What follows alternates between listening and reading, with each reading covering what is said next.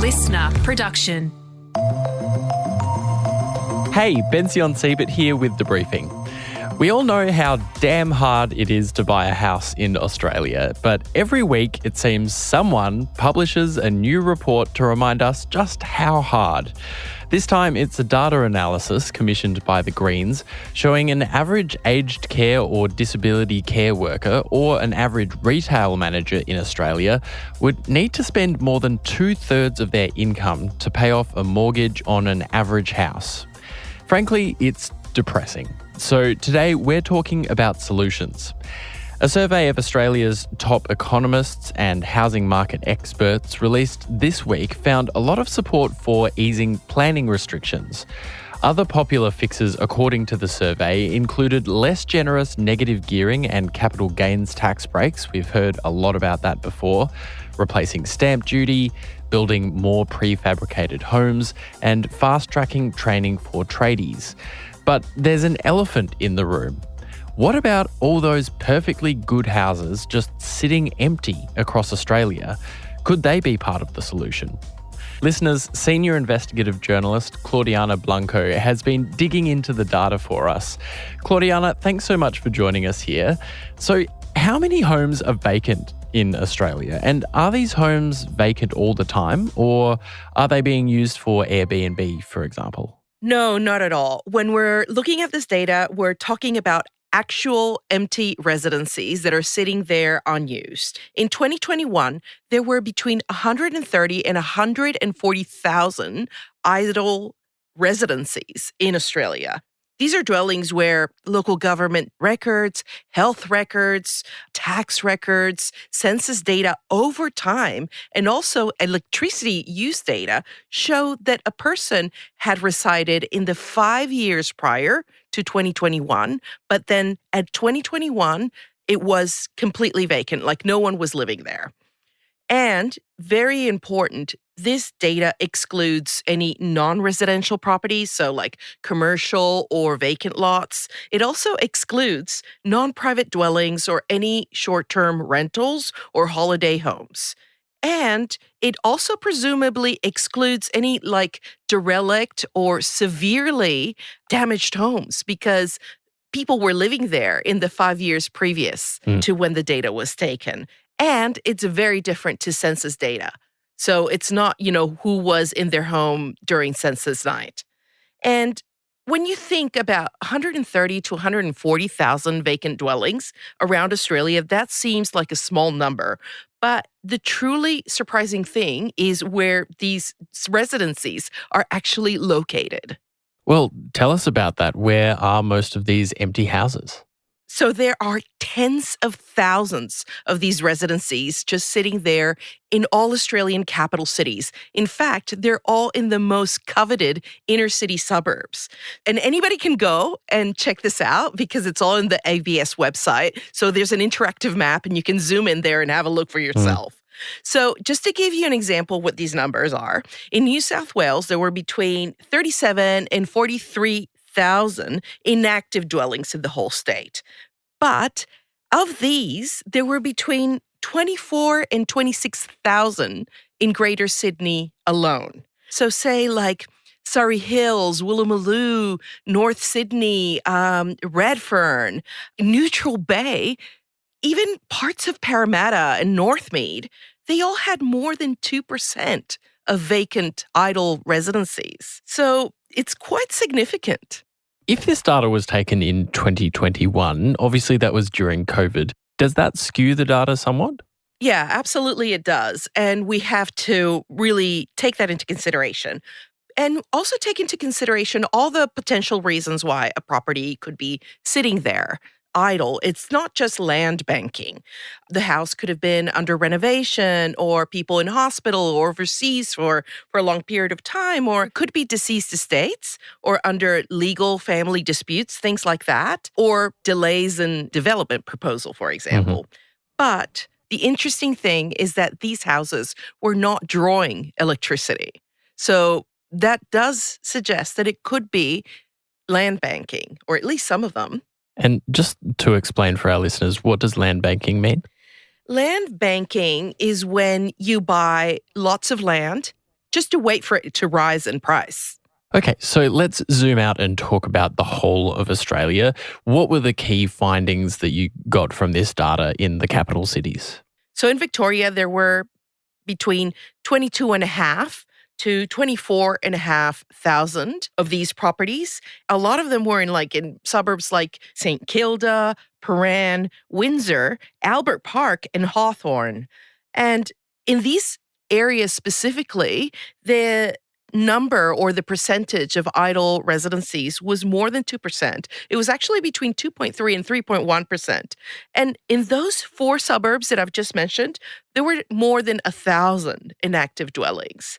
When we go to Queensland, when we go to Brisbane specifically, we see that almost the whole entire of inner Brisbane suburbs were also really high in this vacancy rate. And Brisbane City itself had 5.6% of these types of dwellings that had not been used. When you look at WA and South Australia, the data wasn't as reliable in these states as in other states. Still, Perth and Adelaide showed more than 2% inactive dwellings. And Perth had really high percentages too, more so than Sydney and Melbourne. For example, in Northbridge, which is close to the Perth CBD, it had 3.9% vacancy. And one really big standout for me was Hobart, because we always hear that there's kind of an issue with growing homelessness there. And there was a whopping 5.8% of these vacant dwellings. What are state governments doing in response to these large percentages of vacant houses? I know that you contacted a number of property law and housing experts and the state governments to ask whether these dwellings, the empty dwellings, could be part of the solution to the crisis. So can they? Yes. So the answer is a bit like yes and no. So on one hand, yes, it's doable. It's technically possible. But no, because democracy. And the outcry that, the idea of the state buying these properties or compelling, people to sell these properties would cause, right? So I spoke to property law expert, Professor Kathy Sherry from Macquarie University, who explains. The state and federal government have the power to acquire land. At federal level, they must pay just terms under the Australian Constitution. At state level, there's actually no constitutional protection for private property, but there are acts of parliament through which state governments pay people compensation. The real protection for private property in Australia is political. So state governments use their power of acquisition very carefully and generally very sparingly. If state governments were trigger happy about acquiring land and did it for any purpose whatsoever that didn't seem justifiable to the general public, they would lose the next election. So as a general rule, they only acquire property, for example, to widen roads or, to redevelop a hospital site, something that is in the public benefit, although there is no constitutional requirement that something is in the public benefit. And so I also asked these experts if there were any other levers that the government could pull, any incentives, for example, to kind of motivate people to let go of their vacant properties and release them to housing stock, and especially put them into social housing, communal housing, or emergency accommodation stock, for governments to use it and distribute these properties to the people in most need. And this is really an important point that I need to make, because one of the key issues in Australia is that we need healthier numbers of social housing. Why? Because that puts downward pressure on the rental market, which we already know in Australia is bursting at the seams. And the answer was that, there's a problem with political will, but also a secondary problem is that it would be cumbersome and difficult for local and state governments kind of to chase up all these kind of investors or mom and pop kind of investors. And the numbers wouldn't necessarily pay off. But hey, say that to a family who's sleeping rough, they might have a different impression of what difficult means, right? But people like Professor Sherry said that it could be done through tax law. You just introduced tax laws that penalise people for keeping properties vacant. There's nothing particularly revolutionary about it. When you are not in a time of housing crisis, it doesn't really matter that people leave properties vacant and they're free to do so. But if you have an acute shortage of housing, it makes sense for states to penalise people who keep properties vacant. Okay, so what are state governments doing right now to help solve this crisis? New South Wales is looking at vacant social housing, basically properties that have been, that are not up to scratch.